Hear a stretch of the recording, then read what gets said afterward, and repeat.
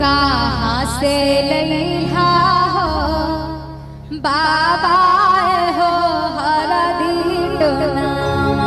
देखियो पूरा रसम से एकटा हल्दी रसम भी होय छै त बेटी अपन पिताजी से चाचा जी से और लास्ट में दादी जी से पूछे छथिन कि हल्दी के टोनमा छै जे कता से लेलिए। गौर से सुनबे। कहाँ से लइहा हो बाबा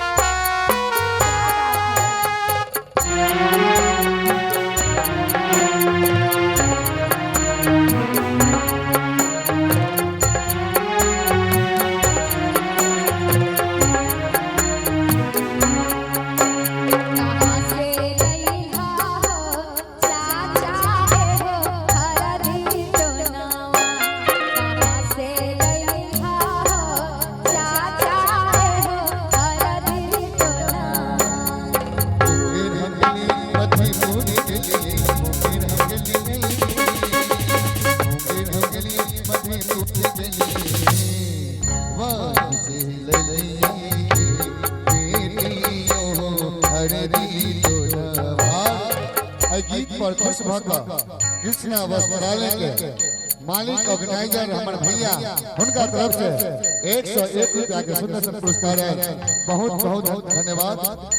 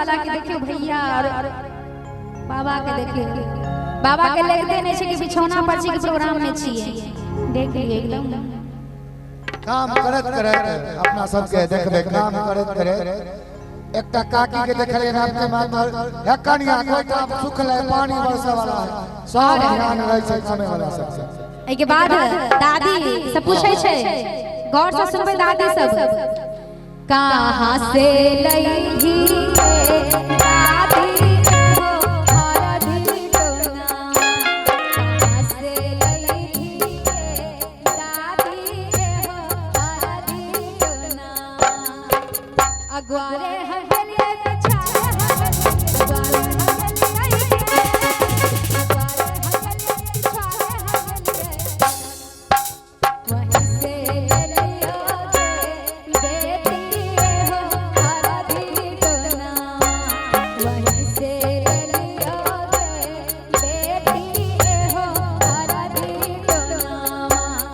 हगलिए बेटी